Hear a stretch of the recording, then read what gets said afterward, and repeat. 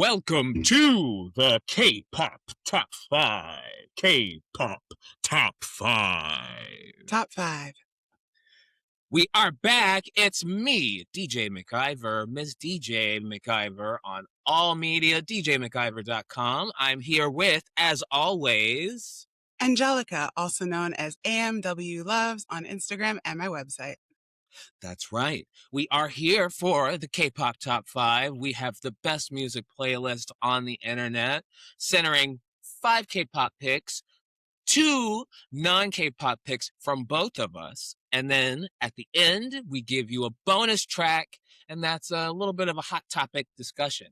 This week, our bonus track will be, another 2 weeks have passed, and it's time to talk about how HYBE is messing up again. So we have nothing too hard to say, possibly, but we're going to go in on the Grammy nominations with BTS, and we're going to talk about Animal, Katseye's new song, and, what has happened here, and do we like it? Spoilers, we don't. But let's get into the K-Pop Top 5 this week. We start with, I'll let you start first, Angelica. Ooh. So I'm Miss going to start. Birthday. We are recording this during my birthday weekend. Hello to all my August Leos and July Leos too. It is our season and we are all confused, but we are not confused about Card, BM specifically, his solo song Move being a hit. Let me tell you, I don't know what it is. Of course, Card has come out with many a bop over the decade that they've been together. Mm-hmm. But I don't know what it is about, maybe it's that last burst, it's oh, well, we know this is all going to end anyway, so let's just go for it. This has got to be one of, if not BM's best song ever. I adore this song. It is it's of course, it's the classic, and we all know I'm a yearner. But it's of course, he's going to make you move as he does, but it's not in the slow R&B kind of way. It is harkening back to that, initial Card sound that we had of that very, it's not even initial actually. It's more of their second, third-ish comeback vibe, but they really don't recall do amazingly in that island vibe. You say it's his best song ever. Do you mean his best solo song or the best song that he's made ever? Best solo song. Okay. Because I'm he's made nothing but hits as far as I'm concerned. No, I know that. Yeah, so I'm wow, that's quite a statement. I'm this is, I was genuinely shocked. I was oh my God, because I feel I was going to say that about my number one pick. It is, yeah. Where it's a Card week. I'm so happy that Card, BM, JSF, Ju, and Somin.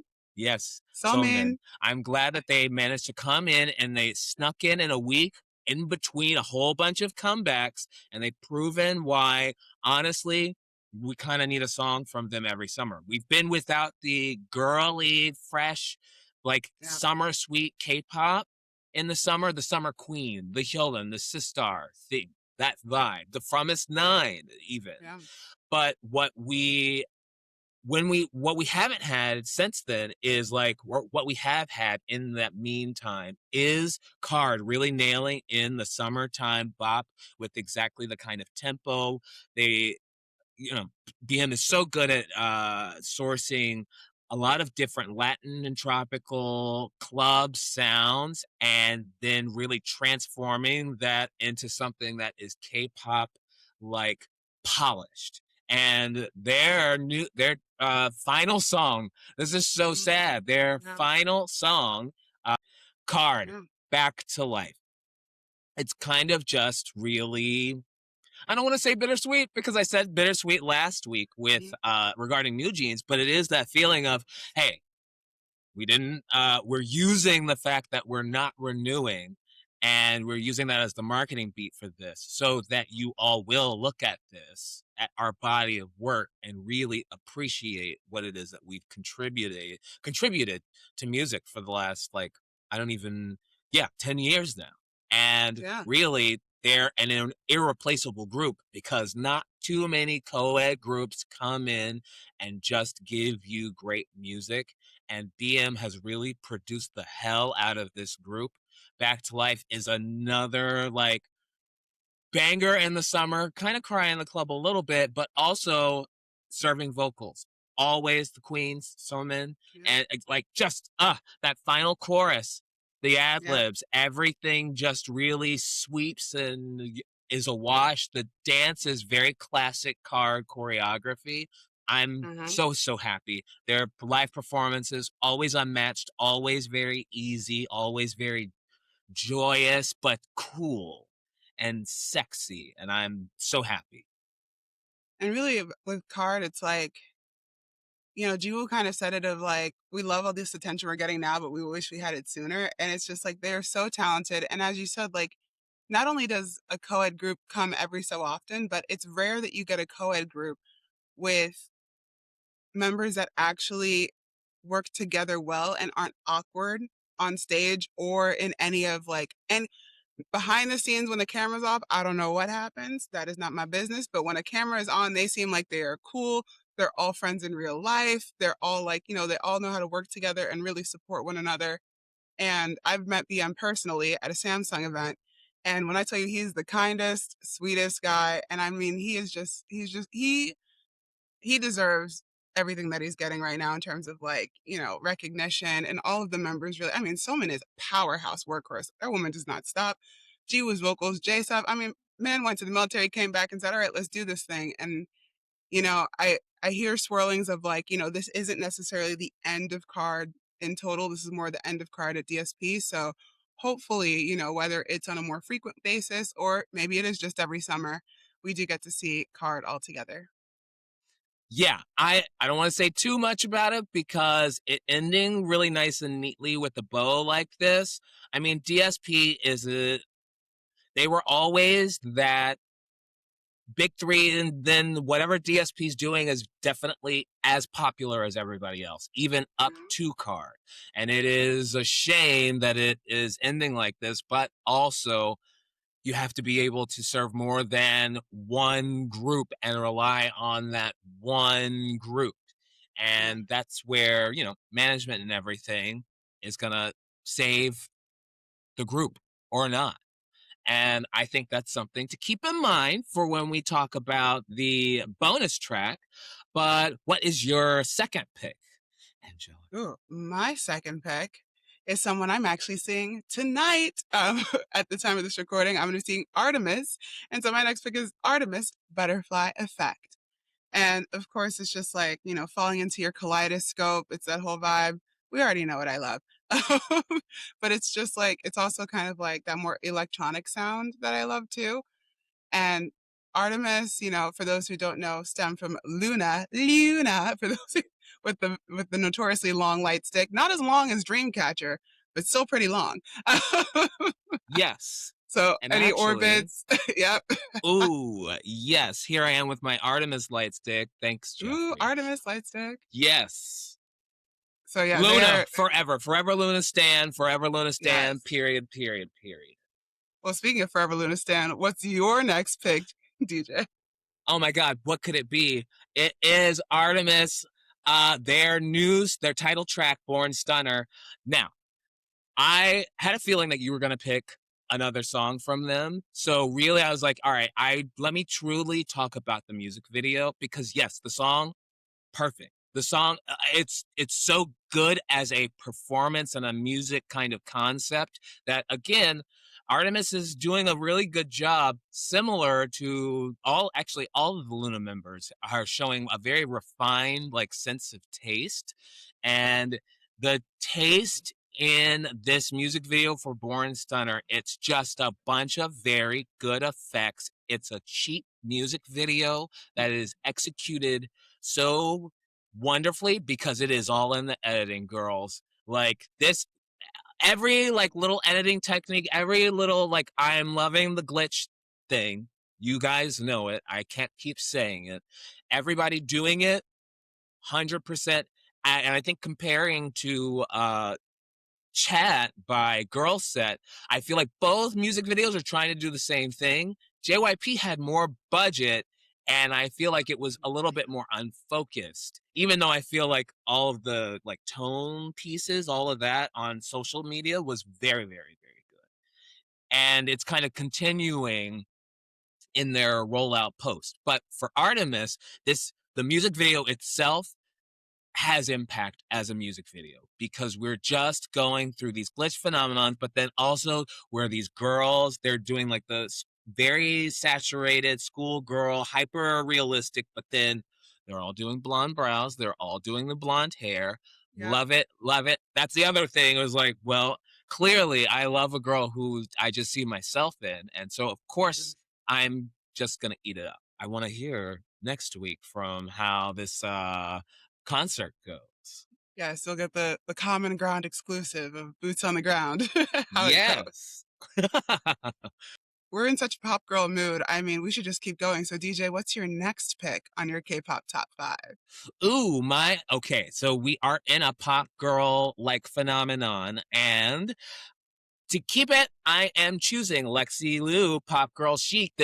I'm choosing the version featuring Eves because Yes, Artemis, Luna Forever. I love the yes, girls down. And this version of the song, again, we're all kind of doing this like flat blonde hair with the matching bang and being pop girls. I love that they're all kind of talking to each other, yes, to the audience. Kim Petras also did it, and she was in your like the pop girls in this moment are having a very bleached out blonde dye job moment. And are you crash out, bleach out blonde dye job, or are you icy alien, or are you yep. somewhere in between? And Are you I getting the kind of shake and go? yeah, exactly. Grab Yep. that wig and be like, that's the girl I am tonight. And I kind of like am in love with it 100%. Oh, what could your your third pick Third pick. possibly be? My third pick is Lexie Liu X. Clearly inspired by DJ's pick this week. But I also love Lexie Liu. I was actually introduced to Lexie Liu many years ago through Amber's content because, I love FX. Wait, is she in Yes. that? Like she was in more Amber's like personal content like years ago. Yeah. So I was Oh, introduced to her like back when she was just starting. I think she was even trying like a stint in the States and like in Los Angeles before like going back to China and really blowing up. I mean, I'm telling you, I'm ancient. I know. I like I've loved music my whole life, so I know a lot of these artists from like here, there, everywhere. But specifically with the song X, it's like interesting compared to my usual like I'm yearning for everything and everyone. But this is more of like, well, I'll never be your girl. Draw an X on me, like get away from me. But it's just like Lexi Liu, and mind you, she's probably putting a lot of effort in. Not even probably, she is producing, recording all of this stuff, but she is so effortlessly like chic, not in a like high fashion way, but chic in a like, I know who I am and kind of way. And I just like adore this song. I remember when it first got teased, and it's just like, it's one of those like, instead of like drinking hand on the dance floor, and now I'm in like, you know, a roof down car driving down the highway, just like scarf around the neck, but not getting caught because I want to stay alive. But I'm just like, gone with the wind kind of vibes. And yeah, never be your girl, John X on me, but Lexi Liu is that girl. So I had to draw a check on this song. yes, I love it. Like the other thing where I heard of her from was that she was in KDA, Yes. and then also she's just one of those names that I've always seen around, and every time I like kind of check out what she's doing, I'm like, oh, she's so cool. Yeah. What is her vibe? It's so like in a similar way to kind of like Slater, where she is Yeah. just kind of in the music, living her life, Hmm. and the music that she gives us is kind of reflective of an exact moment. Like she's Hmm. really good at snagging that up. Ugh, I love that.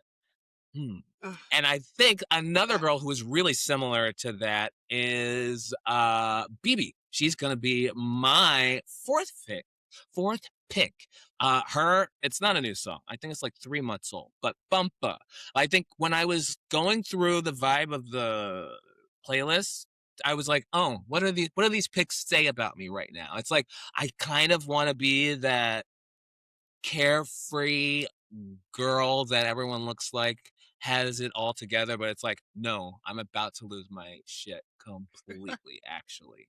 But you'll never know when I'm gonna lose it. And Bumpa is this kind of pop. She's going in a Lao Fei direction, Mm, and I kind of enjoy it because there is still a whimsy in the lyrical content of what she's doing, mhm. that it's like she's still giving you pop girl easy listening lyrics, but then Yes. the delivery is always she's gonna give you a little bit of a jazzy moment, something somewhere. And Mm, she uses like the bumpa sound to kind of really be flirty and be like, why yes. don't you just dance with me? Let's just get it on. And like, let's just get it on. And it's Yep. just such a nice little chill vibe. Chill but sexy vibe. And when it comes to BB, like, I remember I actually heard Bumpa, and I'm trying to remember. I really wanna say it was, like, when she did her show at Radio City Music Hall, and she was like, "I have a new song coming out," and I heard Bumpa because when it officially debuted, I was like, "Wait, I've heard this song before," and I was like, "Ah!" So, like, I love BB so much, like, I've watched her every time she's a Head in the Clouds festival, I've seen her live so many times. I was there during that famous Head in the Clouds festival when she jumped down and kissed the girl in the front row, and I was there at the Oh. next show when she did it again in New York City. It wasn't me, unfortunately, but I did see her do it. It was I mean, she is just so I love her innuendos. I love how she's unapologetically herself. And I also just love how, like, she's able to put all of these innuendos in, like, these very, like, light, bubbly K-pop songs that are like, "Oh, this is so sweet," and then you pay attention to the lyrics, you're like, "Oh, baby." And honestly, Yes. like, honestly, to this day, I still kind of kick myself for not going there was this party happening elsewhere, and you could go to this event, whatever, and I was, like, thinking about going, but I was like, "Oh, I'm not gonna go." The next morning, I see footage that she was there. I was like, "I should have gone elsewhere." The one time I choose to not go outside. This is why I'm always outside, because when I don't go outside, I get FOMO. But, like, less about me, more about BB. BB is that girl, and I absolutely love her. Uh, yes, BB, love you. You are amazing. She kind of took the mantle away Yeah, from Brown Eyed Girls, Jaya and Medio, about being like very raunchy provocateurs who are sexual and lyrical and musically unmatched. yeah. And so I will take that same energy and take it to my last K-pop pick. I'm throwing it back because I love to give you at least one throwback during my little picks. Gain, Irreversible. This is one of my all-time favorite pop songs, period, plain and simple. This is a masterpiece. She decides for my this was her solo debut, I believe. Yes, from Brown Eyed Girls. Uh Kain decided on her like momentous fame from How Did I Get Married or Why Did We Get Married? We Whatever got that married we got married. We got with Joe married. Kwan. Yes, with Joe Kwan, my number one diva, Adam couple for life. Yes. She made this album, Step 2 4, I believe, and Irreversible was the title track. She really set the tempo for what her solo career would be. And it is this smoldering temptress who really is a dancer who is trying to serve up a dance concept with a nice, warm, husky vocal that is reminiscent of Janet Jackson's kind of breathier vocals. JYP loves her for her ability to do that half air, half singing technique. There are a lot of like good clips if you just want to fall into a YouTube rabbit hole. Good clips of the two of them singing together and her like really nailing impressions of that technique. Uh, Yeah. it's a tango concept. She's in the desert. She's wearing a gold like flapper dress sweater. Her eyes are like smoked out and the mascara is running, but it's glitter tears, girl. And she's got a red bob and she's got bright white skin in this desert, so it's gold dress and red hair. And girlies, if you did not know what glamour and sadness was, it is this music video. And that's why it's my number 5 pick. Yes. Yes. What's your And well, last my pick? next pick, because I yap too much, so I'm gonna go through my last two picks of my K-pop top five. But so my fourth pick is Chungha Algorithm. I love Chungha. I love her ever since that dance break that she did on Produce 101. And I was like, who is Iconic. this dancing like this on Produce? And ever since, I have adored every single comeback Chungha has done. And I love her B-sides. Like, she's just an amazing performer. And Algorithm, now I'm back to yearning again because I just all over my algorithm. And it's just like, it's just a cute, fun, like lighthearted bop. And just like, it's just so electronica and so vibrant. And it almost contrasts some of her sounds from like Gotta Go or like Snapping, but it's just like so much more bright and bubbly. And because we're kind of speed running through these last two, I guess I should fast forward to my last pick of my K-pop top five, which Ooh, is Somi. Fast forward. that is so I good. also I've loved Somi since she was in JYP. I remember back she was on 16 Yes, she back in was. the day. I mean, Mm-hmm. my goodness. And she was always known as like the JYP trainee, this, that, and the third. And then when she moved to YG, everyone went, oh, or I should say more of the black label, which people are like, it's no longer YG. Come on now. But I love Fast Forward. I love how she works. And is his name Jamie, that choreographer, the bald one? Yes, Jayme Yes. coming out Yes. Korea. I love that he was a part of this in terms of the choreography because, yes, I love a good like dance floor song, but that choreography, I mean, just the flick of the wrist, the flick of the wrist, the turn around, like it takes almost that essence of like the late 90s, early 2000s and puts a disco spin on it. And I just love that about Fast Forward. And again, it's also reflective of my own personal love life where it's like, can we just fast forward and get to this? But I love Fast Forward. I love Somi, and I'm just always excited to see what she's up to next. Absolutely, 100%. Honestly, if I'm not surprised, I want to say maybe Jamie is also the choreographer for Algorithm. Uh, Mm, just because that handwork is so like Chungha loves to use Ron and then usually Jamie or someone from Coming Out crew to kind of get a mix of vibes. But yes, both of those songs, they are the dance queens. They are the performance concept yeah. mavens. I would call them for the female solo artists. They hmm are like mm, Let me put it this way: they are the charisma, uniqueness, nerve, and talent consultants for these K-pop girls. mm-hmm, mm-hmm, mm-hmm. Like some of the best choreography for Yes. for female idol soloist has been from him in the last 4 or 5 years. Yes. If you're asking if it's Chungha or Somi, it's him. Yeah, 100%. Lovely. Wow. That ends our K-pop top five. That's the K-pop portion Yep. of the playlist. Let's get into the non-K-pop picks.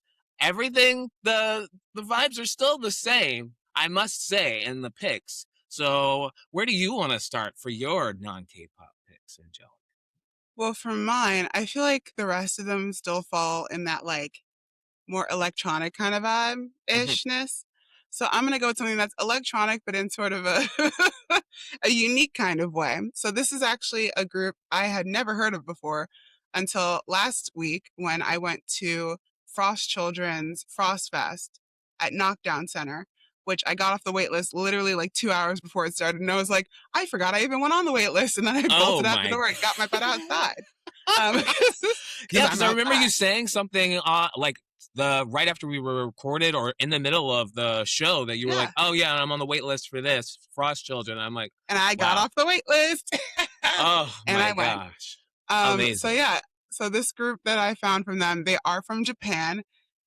Hopefully I can say this right. The group is called Pin Pon Pan Pon.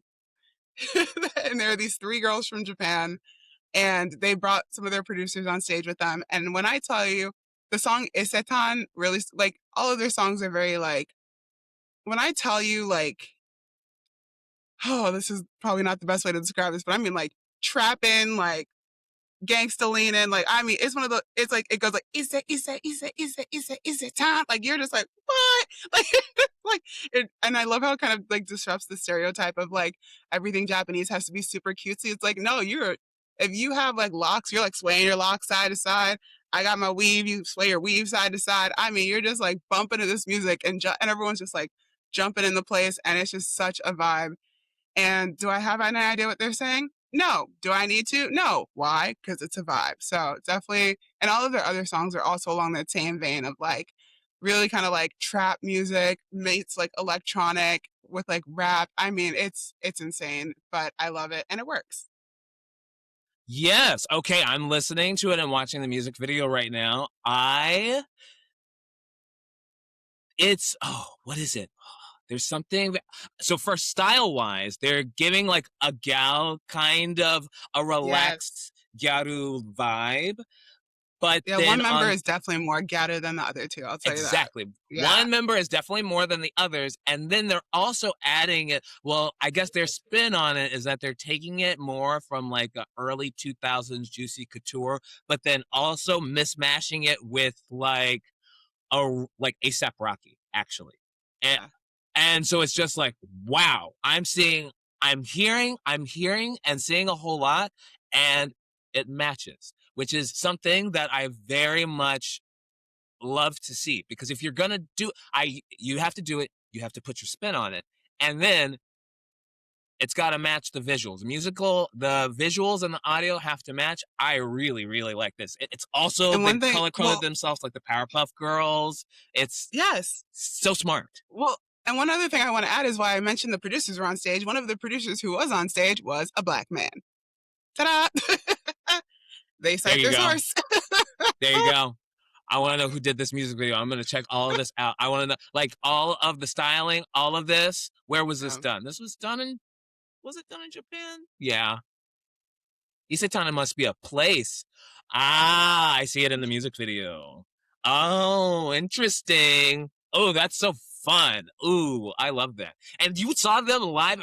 Damn. Yes, Okay, well. I have footage of, but the footage is shaky as all get out. Because I did not record with the plan of sharing it on the internet, but I was just like, I need to remember this song after this. Yes, and that's what. So everybody, Yeah, whether or not you post it, pop it up in the story. Yeah, that way people get to see, and there's something to yeah. send you all to. Yes. And what are you gonna send people to, DJ? What's your non-K-pop pick? Okay, so what am I gonna send people to? I am gonna send people to.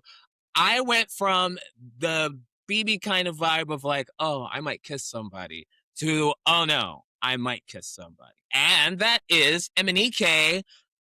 Oh no, all the boys. Mm-hmm. So I think reverse, I think maybe on our first episode as one of my picks. And this is the second single. Reverse was that very hip hoppy, good, just great dance song. Oh no, all the boys is the summertime pop masterpiece. Now, and something else that I've kind of talked about before was about Zara Larsson and Emanike being like the pop masterminds of Mm-hmm. the last, you wouldn't know it, but the last 6, 7, 8 years. And this song really proves why Emanike is that girl. The vocals are amazing, blows it out of the water. It is the most singer friendly, but actually don't. It's like that song that you think you can sing really well in the club when it comes on, and then you realize you cannot sing this song. Lip sync. Yes, yeah, just like Yeah, from the beginning, he yeah. is singing. The music video is so fun. I think he did a thing going around a little bit called the Bulldozer Bar and the Bulldozer Ball, and he had dancers coming in and kind of filmed it like a house party. And so the music video is that kind of behind the scenes, kind of raunchy, but kind of grimy moment. Like a kind of New York, this is background, no big deal kind of thing. And that similar in that Lexie Liu, Slater, Charlie XCX in the beginning, that kind of vibe. So it's Mhm. nice to see MNK kind of pivot towards this kind of visual vibe because honestly, the vocals are going to kill it every single time. Yeah. Yes. So what's And your next pick? I mean, my next pick also knows how to kill it when it comes to making a good EDM bop, and that is Loud Luxury. They just dropped a song called One Call Away. And this is less yearning, but more just like, I'm one call away. Even if we're living in different time zones, I'm one call away. And it's like, this song reminds me, it's very choppy in the sense that it reminds me of like you're shopping in H&M and you hear the song come on kind of vibes, which is definitely like, it's Hmm. definitely an earworm. When I first heard it, I was like, I don't really know if I really like this. And all of a sudden I'm just like going, only one call away. Every once in a while, I'm just like, of course, that melody just crept into my head, and Loud Luxury tends to do that where they just get into your head and then they stay there. So I love this song. So that made my last K-pop, well, non-K-pop top pick. So who are you talking to, DJ, for your K-pop or non-K-pop pick? Ooh, who am I talking to? Is it Zara Larson? I think it is. So I hinted at it before that Zara Larson, it has kind of become, the pop princess, the people's pop princess over the last year. No.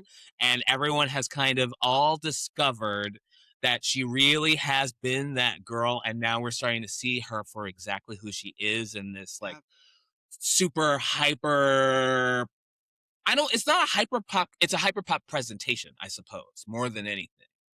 yeah, more presentation, Yes. but it's still like a pop hit. Mhm. She serves up a classic Swedish dance pop hit, and Robin Yes. is the queen of that. Robin is mother. Ah, this is what I wanted to tell everybody. When you think about the queer millennial book, queer millennial songbook, Robin's "Show Me Love" is like up there at the top for me, 11-year-old me. When I think about what was I singing in my room, 3 o'clock in the afternoon, "Show Me Love." Yes, that she was my maybe first white girl that I really loved like that. For me, it was like Brandy and Robin were number one, and they were my number ones, my first Mm, number ones.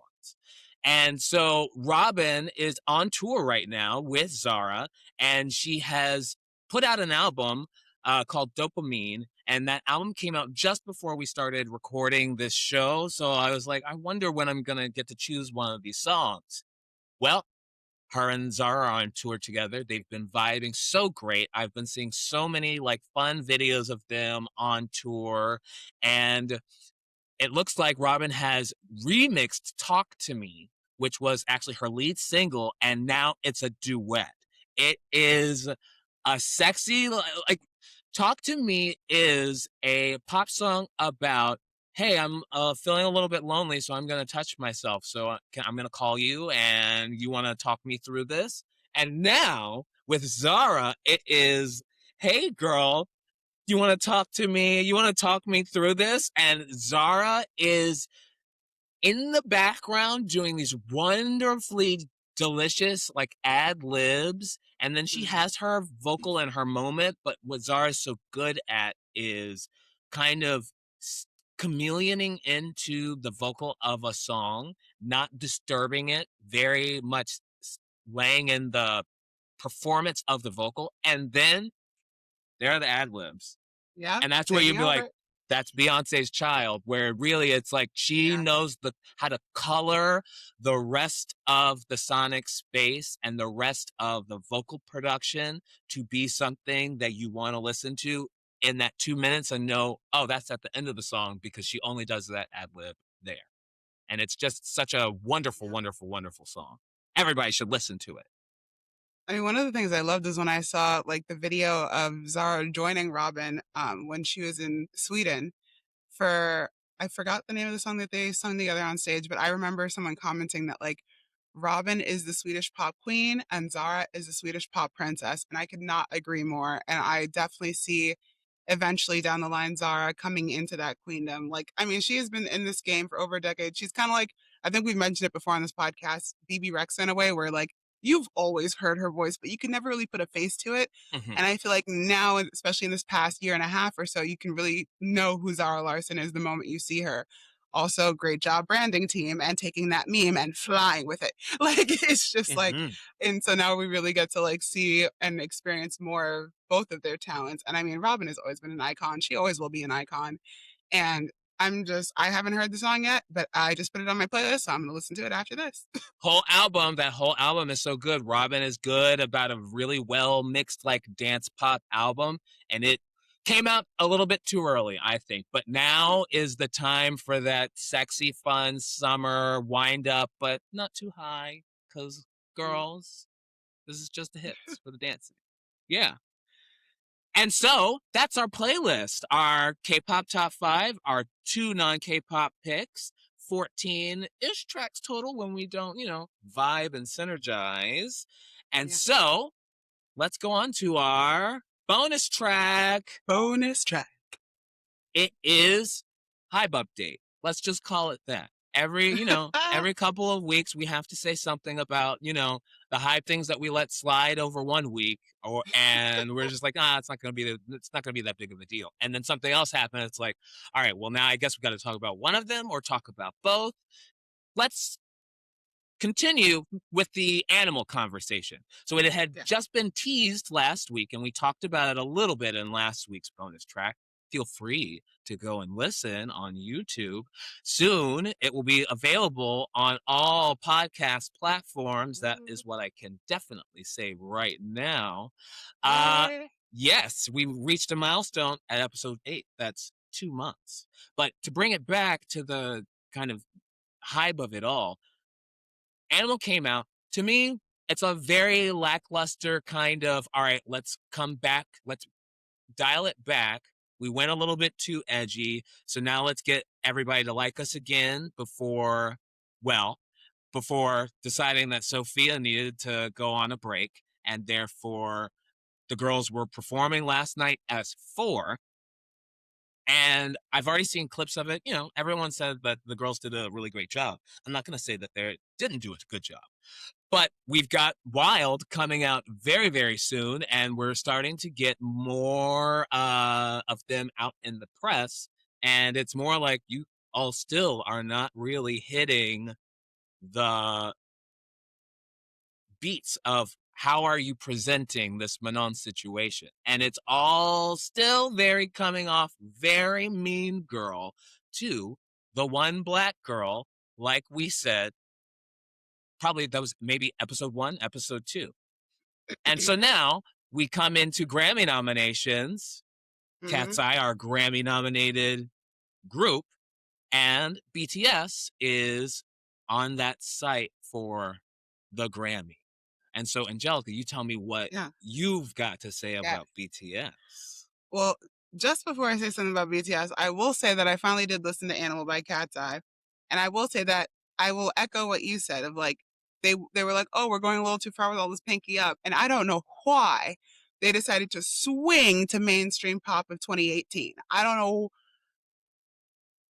know. I'm not in that creative team, but it's just and it's one of those things of like also where's PR? Um and speaking of where's PR, this is where I say like Big Hit technically like birthed HYBE, so even though it's under HYBE, Big Hit in my opinion runs as its own. So with BTS, they said we don't really need that Grammy anymore. We're good. And they decided to not submit for Grammy nominations this go around after the announcement of the Asian pop category. Now, this thing also, because the thing is, like early on in their careers, for years, it was like, oh, well, what's an achievement you want? Oh, we want a Grammy. We want a Grammy. They have wanted a Grammy for so long. Their first Grammy nomination wasn't even for music, it was for their album cover in 2019. And it's one of those things of like they would invite them to the Grammys and nominate them, wouldn't win. Last year they didn't win their Grammy nominations, and Jimin literally like cackled and was like, like there's video of it.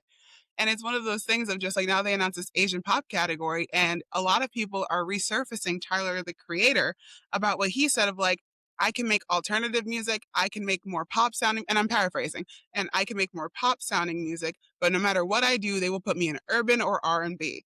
And it's like other people are commenting, oh yeah, they didn't create a Canadian pop category when Justin Bieber won, or they don't make a British pop category when Adele won. But then when Beyonce won Best Country Album, now all of a sudden there's like this contemporary country category. And it's like, you know what I mean? And it's like that CEO response of like, well, it's really about inclusion. And someone else commented to kind of relate it to a different industry. They were like, let's say you gave Shohei Otani Best Asian MVP.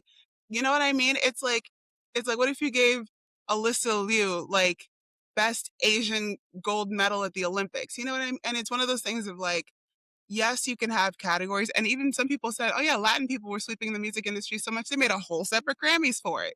And it's one of those things of like, yes, we have categories and we are a society that tends to put things into boxes, unfortunately. And this, in my opinion, was sort of a miss, not sort of, it was a miss to do this and to really separate it out because whether or not, and some people even kind of hypothesized, well, if BTS, were to have put their music in for consideration, some people speculated that they would have had BTS actually win a major category like Best Pop Album, but then pick another K-pop group or another Asian pop group to then go into the Asian category. So there are a lot of like different theories and different speculations, but it's one of those things where it's like BTS has been going, we want a Grammy for so long. And then they go, we're going to have Asian pop and BTS back. And the thing about all of this, when they said it's about inclusion, it's like, if you are so about inclusion, then how come when BTS said they are not going to submit their nominations, Grammy social team, you then pulled all of their videos from your platforms? You know what I mean? So it's like, Mm-hmm. again, where's PR? where, where is it? Right. Okay. Yeah. So for me to add to this, because I have so many thoughts, but the main thought I have about this is BTS, welcome to being a minority in America. I'm sorry that and you know what, HYBE, I'll extend that all the way up to you. Like, just because you think that you can market your way out of a situation and think that you have made all the inroads that you think that you can make, don't think that you are going to have a better job of it than Beyonce. Like, let's just be very real. If someone like Beyonce cannot get the recognition that she deserves without them also playing in her face about it, what is it that you think? Hi, big hit. 7 members of BTS. What is it specifically that you think that you do better than someone like her that that would get everybody to vote for you? Now, unfortunately, they under with the and honestly, I think this has nothing to do with BTS on the Grammy side of things. If I'm thinking just very logically about it, it's more for the case of something like Golden. They don't want something like that completely comes out of nowhere and is undeniably the biggest hit of the year, and then them not knowing how to not play in her face. And this is really more a slap in the face to that movie, that K-pop movie, Demon but Hunters? yes, K-pop Demon Hunters, but more specifically the songwriting team that had to do with all of that. Like, that's the kind of thing that you can't avoid because, they're only going to want to give Bruno Mars the record of the year so many times. And so you really have to, if you're the Grammy voters, this coming from someone who I was a music student and my choir director Fred every year would pull out his Grammy nominations and be like, all right, everybody, what should I pick for the non-classical categories? Because he's a choral director. He fully didn't care, but he was like, at least he would listen to his students who listen to non-classical music and who are music students in the choir and be like, all right, so what do you guys think? And we would go down the ballot and we would give him our non-classical picks. But the average Grammy voter is very old and they're very white. And especially they make up so much of the classical genre, and in genres where you don't think that there are so many people who are just old white dudes who do not care.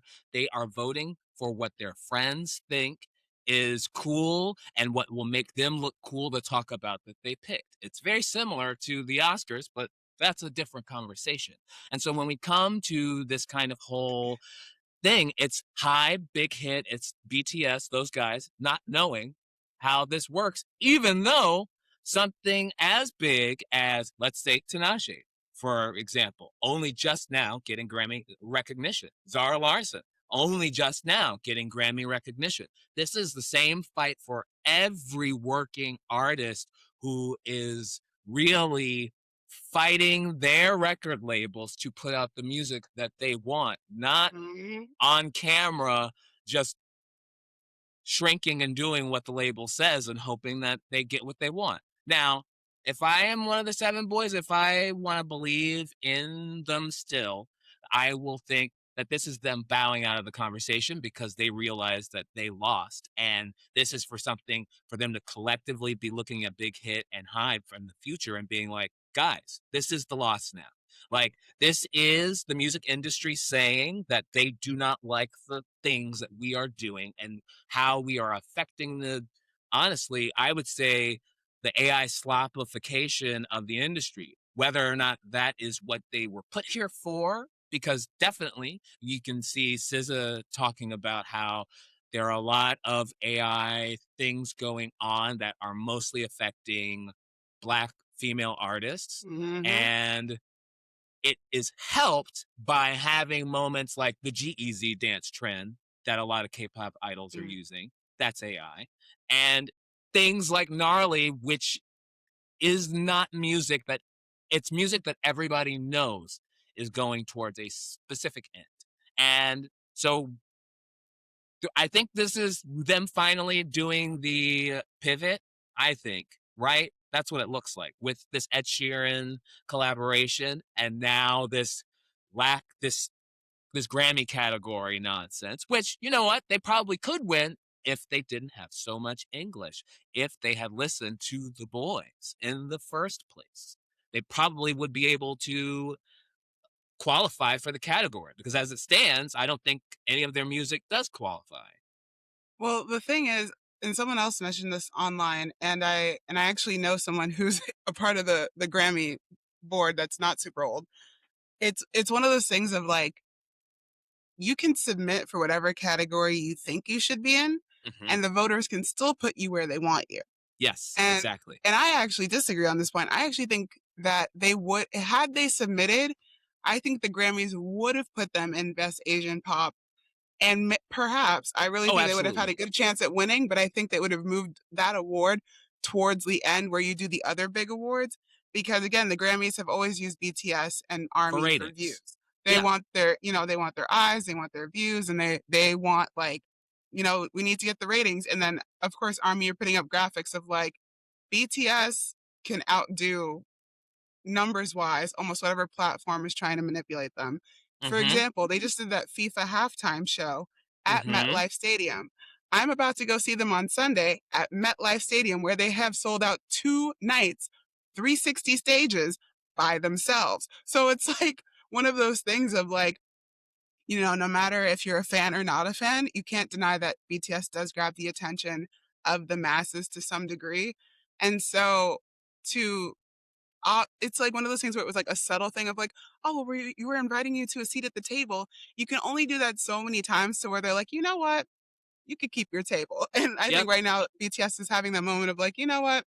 Keep your table. And also, I'm curious to know if they'll make an appearance at this upcoming award show kind of music fest that all the major labels have put together, JYP, SM. I don't know if YG is a part of it, but I know HYBE is a part of it. There's like this massive, like I think 1 or 2 week long thing happening in December in The one they're Korea calling the where it Korean is like, Coachella. yeah. Yeah. Like, so I'm wondering, I bet maybe, now they might. maybe it's like, you know what? We'll do our own Korean Grammys. You know what I mean? Like, not call it the Grammys, but like, it's like one of those things of like, now K-pop specifically, and I know there are so many more Asian countries than just South Korea, China, and Japan. Trust me, I know. But it's one of those things of like, I think they're realizing and also decentering, especially if we're going to even go broader and go in the current political climate, decentering the United States and being like, you know what, you're not the entire world, so we're going to do what we got to do. Yes, because I think a lot of non-Americans want to believe that America is not the queen of having the rigged award show. Like, as far as I'm concerned, I don't know that America has not, besides the elections, I'm going to say almost everything is rigged in this country. As far as, like, if I think about award shows, it's like I can look at almost every Oscar and be like, objectively, I don't know that you even nominated the right things. Mm-hmm. So for best film, especially in the last like 5 to 10 years, because everything has become so niche. We're at a point now with the decentralization of media in general that or the not the decentralization, the democratization of media, that everything is on specific streaming things and everyone can be in their own ecosystem. And now awards shows are more about how do we give everybody who has their ecosystem that contributes to the huge market that we currently have, how can we give everybody some sort of award so that everybody feels like, okay, that's fine. And so Mm-hmm. usually it is who's the most prestigious from each of those systems, and then we award them. And so with the case of something like K-pop Demon Hunters, because I do have to say it just did come out of nowhere, they will much, much, much, much quicker do it to something like that than they will for a boy group made up of non-Americans. Like that's just how America works. Like they will give it to Americans before they will give it to a non-American. That's almost number one, the first thing. Because I mean, not even Americans. They'll even just give it to white people. Like, well, they'll yes. give So it to exactly. So white I'll say definitely they're giving it to an American. And then Because after remember, that, yeah. they're giving it to a white man, and then after that a white woman, and then after that you literally have to have the biggest single of that entire year, And otherwise they even if are you do, you still might not get. Because remember when Adele won that Grammy and she went, Beyonce, this should have been yours? Like, that over was the Beyonce appropriate. Lemonade. Exactly. Yes, so Like, like that's yeah. the world that we live in, where Adele can also have the biggest song of the year. Is it necessarily the most culturally impactful video of the song of the year? That was Hello, I believe. Honestly, Mm, no. Let's, now that we can look back, because it's been like what, 10 years since Lemonade, or more than that now. Like, yeah. no, the cultural impact of Lemonade has kind of reverberated into this all adult alternative rock in tinged, Rick Rubin produced. Could it be dance? It just depends on who the specific artist is and what they're trying to tell on that specific album, where the genres don't mean as much anymore, because it is about the manipulation of the music itself.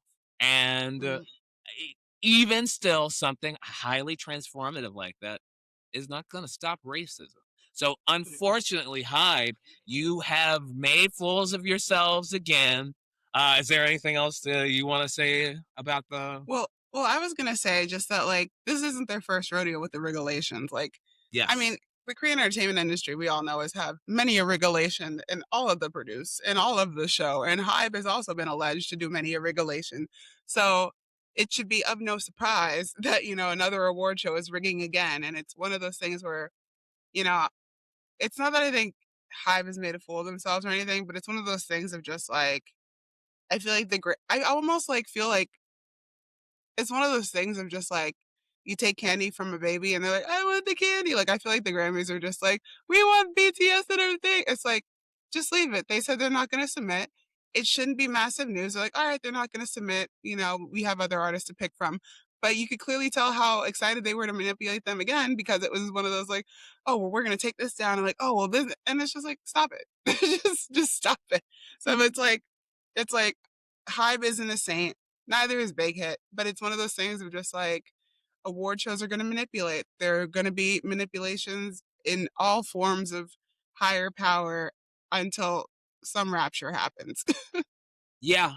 Unfortunately, unfortunately, that's the nature of the beast. And I will Yeah. say that is why Common Ground exists. And that is why K-Pop Top 5 exists. I want to be able to, talk these things through so that once we all kind of are on the same wavelength of this is America doing what America is going to do, and therefore the ripple effect around how everybody chooses to operate in that ripple effect is now can we be more conscious? Can we make different decisions maybe to change things? That's what I'm hoping. Yeah. So that's it for the K-pop top 5 this week. Yeah, we did it. We gave you your playlist, we gave you the bonus track full of scorching hot takes and somber, reflective, hopeful statements for the future. Yeah. So that's it. I am DJ McIver, Ms. DJ McIver everywhere, djmciver.com. You can find me Tuesdays, Thursdays at I Love Dance, 7 p.m., K-Pop Diet Dance, and on Sundays in Flushing and online at 6 p.m. Angelica, where can everybody find you? Yeah, you can find me on Instagram at AMW Loves. It's where I'm the most active. And my website, amwloves.com. And if you ever want to stretch with me, come take my yoga class at New York City, Long Island City specifically, 11:30 a.m. on Sundays. I also teach at 6 on Sundays, which is why I can't go to diet.